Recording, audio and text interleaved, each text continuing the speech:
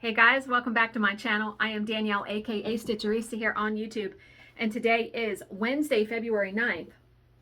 It's time for another update, and I have a lot to, I guess, tell you and show you today. I say that and then the video will be 8 minutes, you know. I don't know. So, first, I received a $20 donation from my very, very wonderful human being of a friend, Sandra.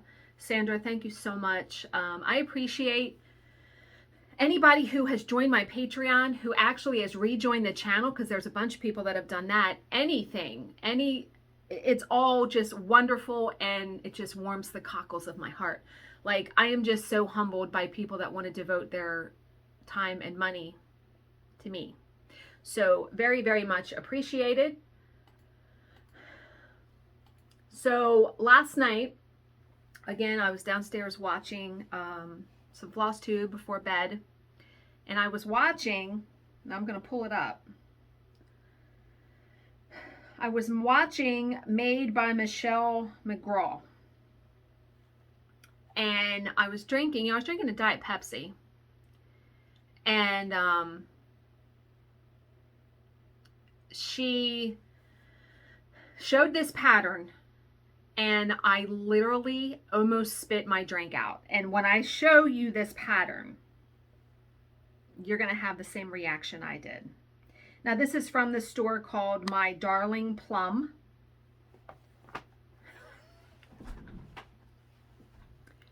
I've taken a Viking to you, like Valentine, like I've taken a liking. But can we not with that? You know I have to stitch that, right? Because of Bill. He thinks he's a Viking, and I hear that at least twice a day, that he says he works it into the conversation at least twice a day. Yeah. So when I literally almost spit my drink out, is it not the cutest thing? So I told him, I'm like, oh my God, wait till you see this pattern that I bought.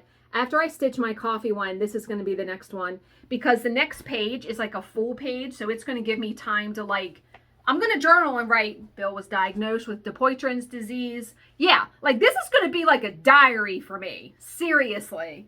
But I died. I literally died. And so I bought that one. But then I also bought, there was another one. She had so many. And I put a bunch in my cart.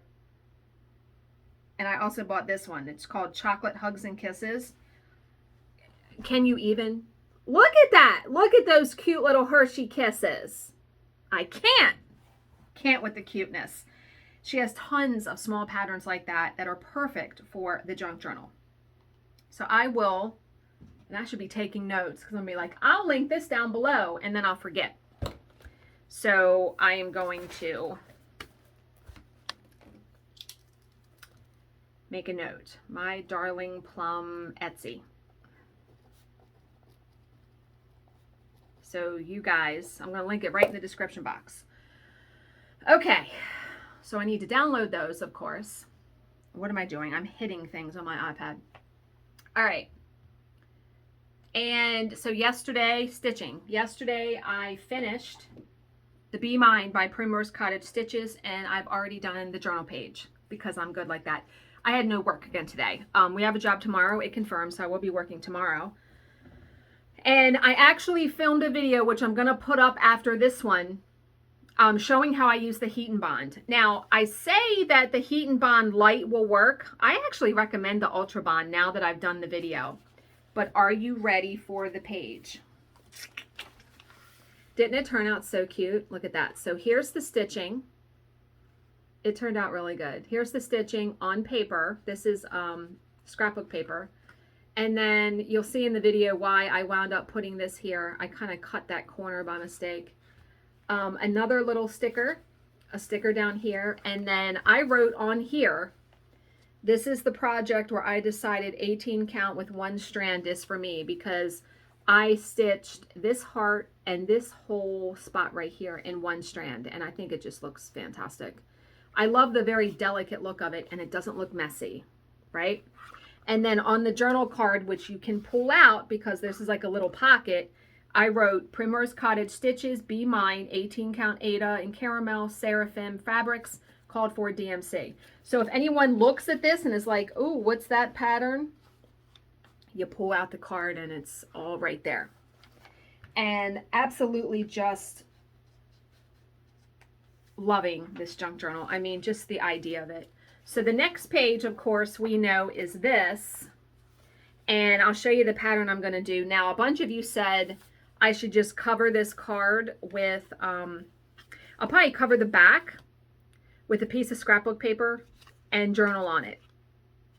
And then slip it back in here. Because the design I have picked out will fit right here. So I'll fit it right there and then probably put some stickers or doodads on here.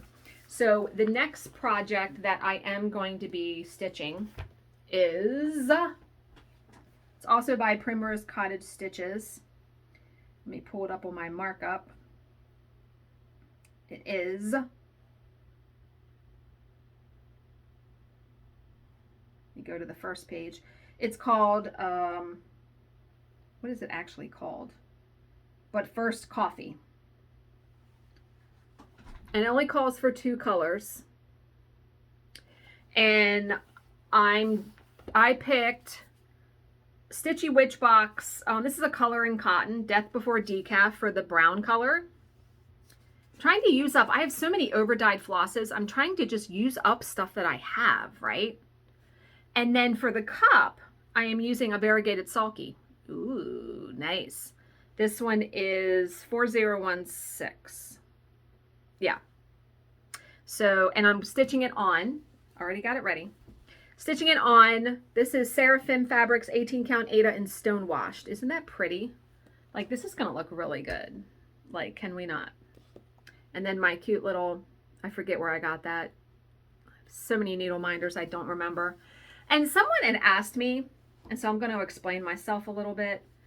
You know, this design is only going to fit like right here. They're like, why wouldn't you stitch it up in the corner and you can have all this fabric? Well,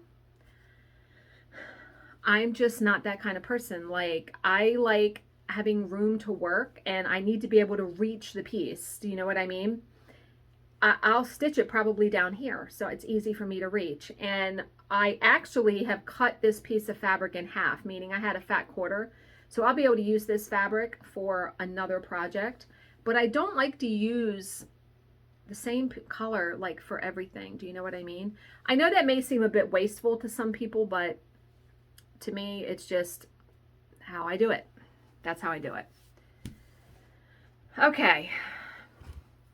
Now, yesterday when I was stitching on the Valentine piece, using one strand, when I pulled it off the bobbin, you know, it's wound around a bobbin. So when you pull it off the bobbin, it is, it's like kinky kind of, like it's curled a little bit. And then the thread kept knotting and I was losing my mind. And I was like, I remembered that I had this. What is this? This is from Stoney Creek. I'll link it down below. I hope they still have it for sale. I'm writing myself a note. This is only like $1.79 on Stoney Creek's site. This lid comes off, and this is a sponge that you dampen with water. So you can run your strand through this before you stitch. Let me tell you, something that is $1.79 was a lifesaver. I used this for like 3 or 4 strands because that's all I had left of the project. Didn't have one fucking knot. Not one knot after I did this. And what's nice is when this sponge gets disgusting or whatever, you can just cut a piece of sponge and put it back in here. Really, you're paying for the box, I think. And I love that little box. So I will link that down below. Okay. A topic to talk about. So, you know, every morning when I have my coffee, I look at my Facebook groups and I've been saving topics to talk about. And today's topic is about washing your cross stitch.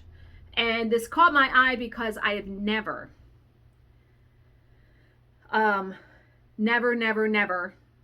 washed a piece of cross stitch. Not once. And I'm going to pull up the point. I'm going to pull up the post because, wow, now there's 57 comments. When I looked at it this morning, there wasn't that many. So the person says, Someone explained to me why we're supposed to wash finished pieces, because I don't have nearly enough faith in my thread finishes to do that. So let's read what, and I'm tempted, I think on one of my projects, I am going to try it. I am going to wash it and see what's what. So someone said it can help fluff up the floss, but also you have a lot of oil and stuff in your skin that can wear down the colors of the floss and fabric and kind of gunk them up. Now, if you're working on a project, I guess for months, I can see that. And I try not to really touch my project too much. That's why I have it in a Q-snap. People that stitch in hand, I can see where that would be the case. Someone else said washing typically is done by hand, so not in your machine, so it's much gentler on the fabric. She fills up the sink with warm water and a few drops of Dawn, and you gently hand agitate it and rub away any dirty spots. And somebody said they were getting ready to look on YouTube to how to wash it. And someone said they also let it sit for a few hours, which lifts a lot of the grime. Then I place on a towel and roll it in the towel up, and roll the towel up to soak up some of the water, then roll it back out and let it air dry. And then you can iron it. And I'm just curious, actually. And someone said you don't have to, especially if you're a meticulous stitcher. I just want to know, like, especially with,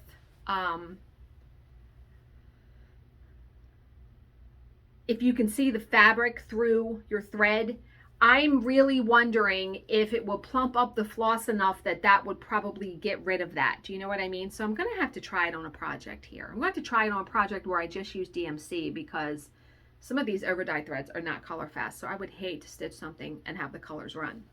But let me know down below, do you guys wash your pieces when you're done? Like I said, I've stitched a lot and I've never washed one piece. Not one. Nope. Okay. I think that was, yeah, I'm just going to do one talking point a day, because otherwise, you know, we'll be here all the live long day, and we can't have that. Told you, the video is only 12 minutes. So we are going to do a motivational story today. As soon as I get to it. And this one is perfect because it's called Enjoy Your Coffee. I'm enjoying mine now that I got my new Keurig. Okay. A group of friends, highly established in their careers, got together to visit their old university professor. Conversations soon turned into complaints about stress in work and life. I hear you, girlfriend. I hear you. We all do, right? Offering his guests coffee, the professor went to the kitchen and returned with a large pot of coffee and an assortment of cups. Porcelain, plastic, glass, crystal, some plain looking, some expensive, some exquisite, telling them to help themselves to the coffee. Now, you know there's a point in him doing this, right? When all the students had a cup of coffee in their hand, the professor said, "If you noticed, all the nice looking expensive cups were taken up, leaving behind the plain and cheap ones. While it is normal for you to want only the best for yourselves, that is the source of problems and stress. Be assured that the cup itself adds no quality to the coffee. In most cases, it even hides what we drink. What all of you really wanted was coffee, not the cup, but you consciously went for the best cups and then began envying each other's cups." Boy, don't we do that all the time, right? So now consider this. Life is the coffee.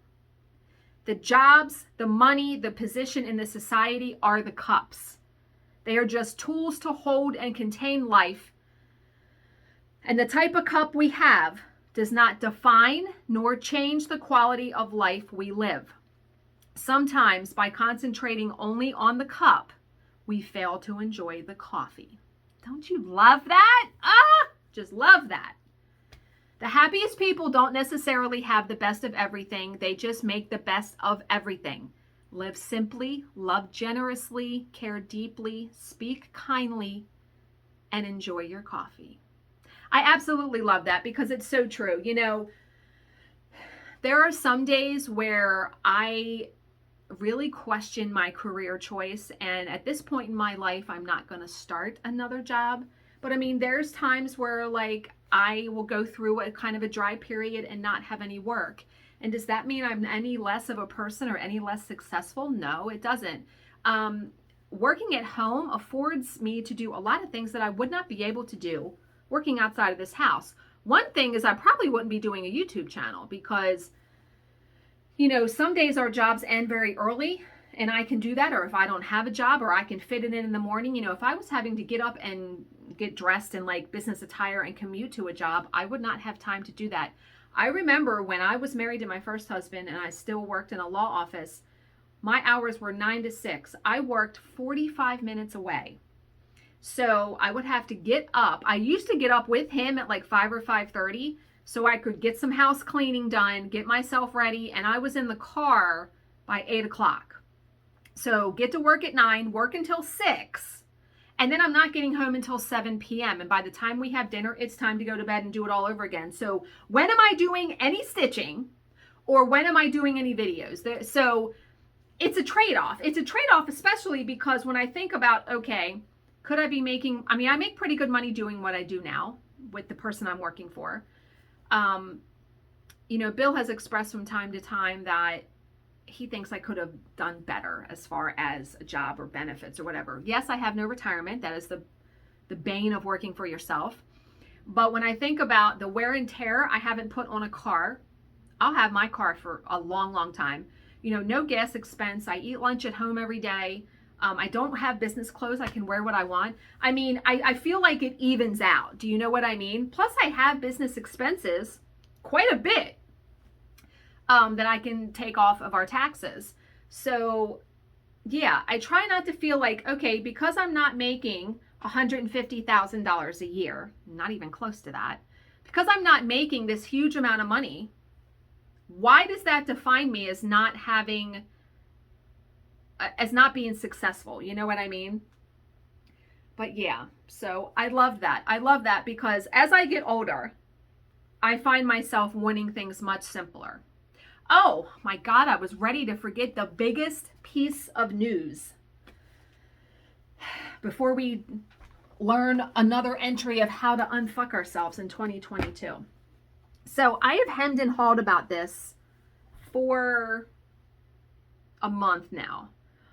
You know that I have basically stitched solely on 18 count fabric now, and I have a shit ton of 14 count Ada, 28 count Joblin.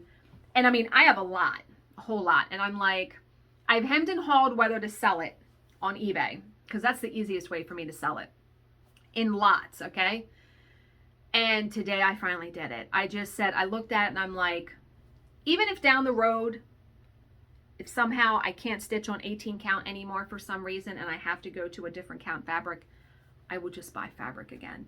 The money that I'm going to get, hopefully, from these auctions will definitely come in handy for me. So I currently have 8 auctions. That's how much fabric I have that I've listed. So I'm going to list all of the auctions in the description box below. They're all on eBay. I only ship within the US. I don't even want to fool with shipping overseas. So I'm not apologizing. I'm just saying, you know, it's unfortunate if you're watching me and you would like to bid on some of the fabric, but you're not in the US. So I have them all set for a week. I do have buy it now on all of them. And I know the number for buy it now may be ridiculous, but there's one auction, I think I have 26 pieces of hand-dyed fabric. That's $500 in fabric when you think about that. So yeah, I'm hoping to get quite a bit of money for this fabric because no pets, no smoking home, and it's all still in the label, not used. So go bid if you want to. And I've taken pictures and everything, so go bid. Like I said, I will list all of them down below. Okay, how are we going to continue to unfuck ourselves in 2022? Now I'm going to laugh every time I tear that off, since I forget who messaged me about that they laugh every time I do it. Wow, this is kind of a long one. Okay, what's your story? How do you explain the barriers between you and the other people in your life? How has your attachment to your view your reasons and justifications slowly becoming more important, more defining than who you really are. And you know, I try to think about this. Everyone observes the same situation in a different way. I mean, we could take the lifeguard story, for example. I guarantee you, the woman that was giving me crap about that sweatshirt, she did not perceive that interaction like I did. Not at all. And there are many cases, I think, where we perceive things, and I'm anal about the tearing these little pieces of paper that gets on my nerves. You know, when we tell the same story over and over and over about ourselves, maybe we need to tell a different story sometimes, or have a different perspective on it. Do you know what I mean? Yeah. This is not my favorite entry, but it makes sense. All right. I am going to end this here. I hope you guys are all having a great Wednesday. As always, if you have any questions, please leave them in the comment section below and I will answer them to the best of my ability. Thank you so much for watching and subscribing, and I will see you in my next video. Bye, guys.